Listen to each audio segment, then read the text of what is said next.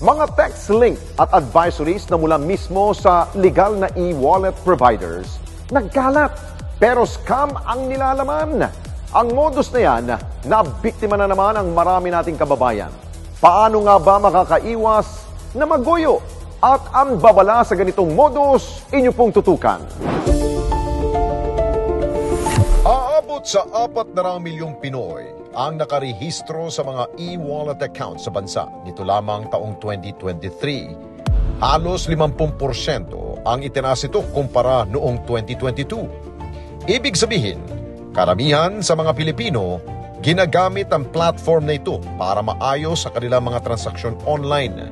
Mula sa pagbabayad ng bills, pagbili ng mga gamit at pagpapadala ng pera. Ngunit dito lamang nakalipas na buwan, naging sunod-sunod ang mga kinasasangkutang aberya ng mga e-wallet accounts. Dahilan para mga tumatangkilik dito, magdalawang isip at magduda. Tulad na lamang ni Rolando, isa sa mga nabiktima ng tinawag nilang 2K scam. Noong isang buwan lamang, nagkaroon ng hindi bababa sa 40 fraudulent transaction ang kanyang e-payment account. At ang nakuhang pera sa kanya, umabot sa higit 80,000 piso. Meron na kasi akong habit na usually, chinecheck ko po yung account ko ng mga around 10 to 11. Kasi po may mga sales sa akin pumapasok everyday. So pag-check ko, huling check ko no, nasa 80,000 yon. And then, nung nag-text sa akin yung aking, nag-text po sa akin yung employee ko, sabi niya, sir, may pumasok ulit tayong sales and then magko-close na po kami. So nung sinabi niya na gano'n, nag-check na ulit ako ng balance ko. Sabi ko, oh, bakit ang laman nito 24 pesos? Tinignan ko yung transactions, ang daming 2,000 pesos na lumabas. Pagkatapos, ang nangyari, sinend sa maraming tao. Doon ako nag-alarma ng biglaan kasi hindi ko ginagamit yung GCash ko, hindi ako nagpipindot ng link, hindi ako nag-send ng OTP kahit kanino. Paano naubos yung laman? Tila bumaliktad ang sikmura ni Rolando, lalo pat ang pera na nasa kanyang account, pangsahod niya sa kanyang mga tauhan. Grabe po yung takot na, yun yung pinaghirapan namin that time na pera, magpapasweldo ko and so on. Ba't nawala? Ano nangyari? Sabi ko, paano na to? So, nagpanik po talaga ako kasi isipin mo, akala natin safe. Akala natin hindi magagalaw yung pera. Tapos biglang nawala yung pera. Kaya, ayun, talaga pong nagulantang tayo. Dahil may kaalaman sa pasikot-sikot na proseso sa cybercrime, agad siyang nag-file ng police report. Pinayuhan niya rin ang ilang biktima, na katulad na modus na mag-file ng ticket sa e-wallet account at maghain ng police report para maaksyonan ang nangyaring pagnanakaw ng kanilang mga pera. That night, ang ginawa ko agad, nag-send ako ng ticket sa GCash. Sabi ko, may fraudulent transaction, something like that. And then, ang tagal ng response nila. So, ang ginawa ko, nag-post ako sa Facebook. Tignan ko, baka mayroon ng kaparehas na incident. Nung nakita ko na nag-comment yung mga ibang kakilala ko, madami na daw palang nangyayaring ganito. So, nagsimula, 2 lang kami, and then 3, and then naging developing siya mga madaling araw, nasa hundreds na po kami. Tapos nung tanghalian na nun, 1,000 na kami mahigit. And then by that night, umabot na po kami ng 2,000 plus. Gumawa ako ng parang support group. Inipon ko yung mga kagaya ko na nawalan. May mga nawalan ng 100,000, 50,000, sobrang dami. So after that, binigyan ko sila ng instruction na, teka lang, i-message natin si GCash, mag-submit tayo ng ticket, tumawag tayo sa mga tamang tao. So maya-maya, mga tanghali, nagpadala na mensahe si GCash, sabi nila, na maibabalik daw po yung pera within 24 hours. So, kumalma na kami. So, nagkaroon ng pagbabalik ng pera by hapon, pero hindi siya buo. Parang kulang pa. Tapos, nung naibalik nila nung ganong halaga, dun sila parang nagsabi na system error lang daw. So, tapos yung kulang daw, maibabalik pa soon. Tapos, yun na nga po, naghintay kami. Yung kakulangan sa akin, kasi ang unang naisend sa akin, 73. Ang naibalik sa akin yung remaining, mga madaling araw na po, 1:00, 2:00 na madaling araw, na buo nila. So, nagawa nilang ibalik yung pera within 24 hours naman. Ayon sa Philippine National Police Anti-Cybercrime Group, laganap na naman ang iba't ibang online modus lalo na't holiday season. Tumataas din ang bilang ng mga nagre-report at dumudulog sa kanilang tanggapan sa halos kapareho ng panluloko ng mga cybercriminals. Kung natatanggap ang PNP-ACG with regard to the financial institutions na ginagamit pang scam. Isa na po doon yung ginagamit nilang pang illegal access and kinukuha po yung OTP para i-manipulate yung accounts ng mabibiktima nila. Una, pag nananakaw yung cellphone or nawala yung cellphone, may possibility na ma-illegal access ito or tinatawag natin na hacking. And once na nakukuha po yung password or anuman PIN code na meron sa cellphone na yon, minamanipulate yung mga bank accounts doon and payment service provider na accounts. And yun po na nakikita ng investigators natin na minamanipulate po yung accounts na yon, nabibigla na lang po yung mga victim na nawawala na yung pera nila, yung laman ng pera nila dun sa mismong account nila. And worst pa po is nilo-loan, nagpa-process pa po ng loan yung mga cybercriminals na ito. Babala ng PNP-ACG, maraming klase ng scam ang lumalaganap ngayon sa mga e-wallet accounts, tulad ng SMS spoofing, kung saan ang mapapansin na ang nagpadala ng mismong mga mensahe mula sa legit na account ng mga e-wallets. Ngunit kung titingnang maigi, may mali sa mensahe at maging sa mga link na gusto nitong i-click mo. Po yung tinatawag natin na smishing or text scam. Ang laman ng text scam po is yung phishing links. Ito yung tinatawag nating clickbait. Kung mapapansin natin, kung magiging mabusisi po talaga tayo, makikita natin yung sa links na ito ay katulad dun sa mismong site or sa financial institutions. Pero meron siyang additional na one letter or meron siyang mali dun mismo sa mismong link. So magtaka na po tayo at wag po natin i-click yon kasi once na na-click po natin yon, mariredirect po tayo sa isang website. And kung makikita natin yung website, ito po ay clone ng parang totoong website talaga. And hindi natin napapansin na pag nag-i-encode po tayo doon, pag pinapress po natin yung submit, akala natin ay nasa-submit. Pero hindi po, kinukuha po nila yung mga financial information and personal information po natin. Kaya tayo ay nagtataka kung bakit meron po silang credentials natin. Meaning, nakita po ng mga investigators dito sa PNP-ACG na yung mga cybercriminals na ito pinag-aaralan kung paano sila makakapang-scam o mabibiktima yung mga kababayan natin. And ang ginagawa po nila dito minsan ay meron silang text blast machine.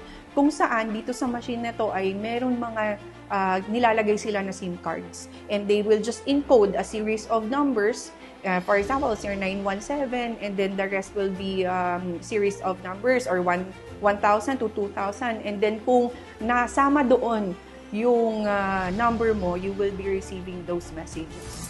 Nagkaroon tayo ng pagkakataong makapanayam ang Department of Information and Communications Technology o DICT upang ilatag ang mga hakbang na kanilang kagawaran sa pagsugpo sa dumaraming bilang ng cybercriminals. Marami tayong programa dyan. Unang-una na yung project sonar natin kung saan po ang DICT po mismo naglatag ng sistema para ma-monitor natin ang iba't ibang klase ng mga hacking scams all throughout the year.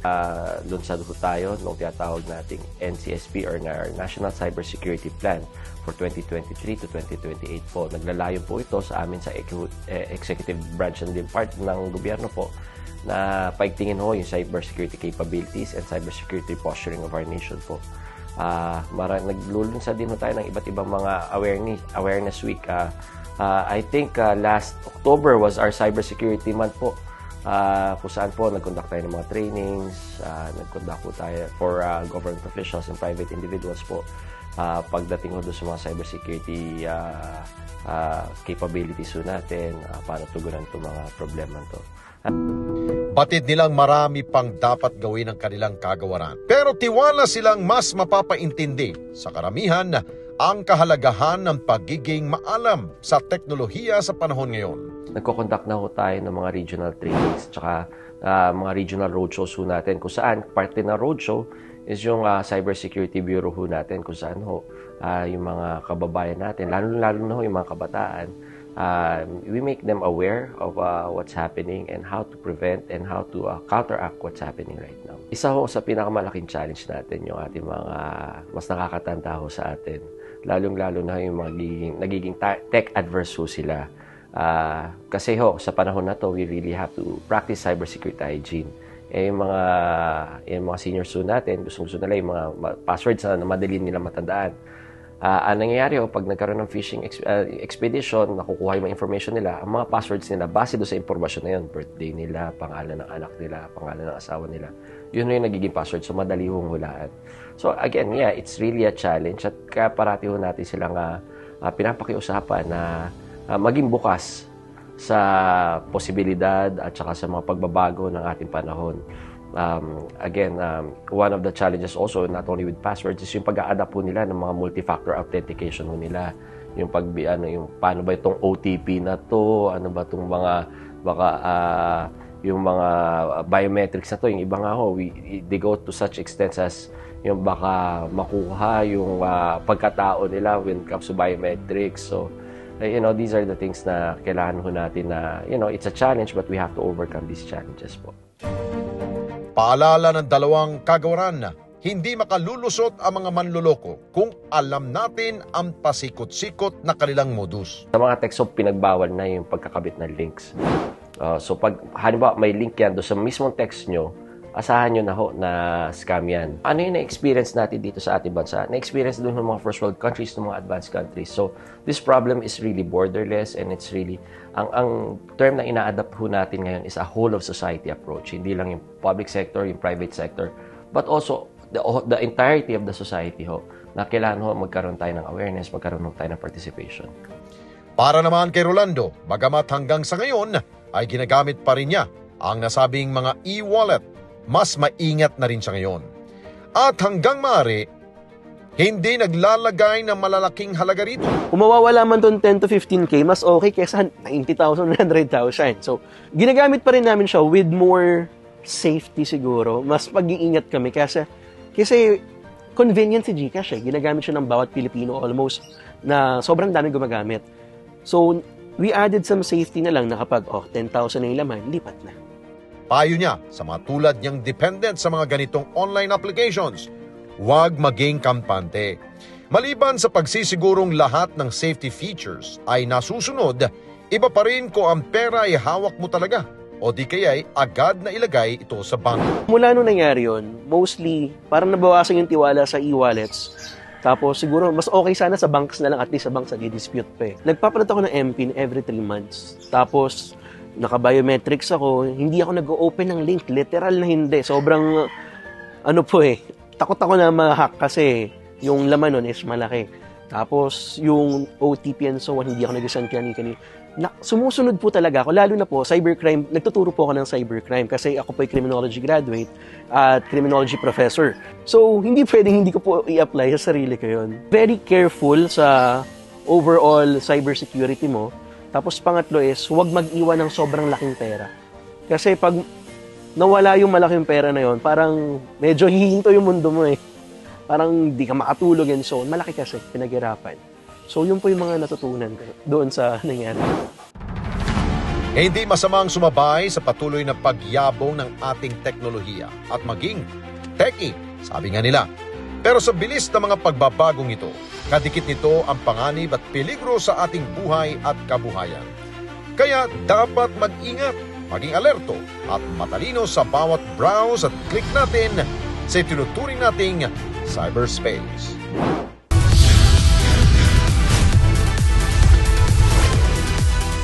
Mga kababayan, salamat po sa inyong pong pagsubaybay sa Responde Mata ng Mamamayan. Para mapanood pa ang iba pa naming pagresponde sa ating mga kababayan, i-click lamang ang subscribe button o i-follow lamang ang Net25 social media pages at Net25 TV.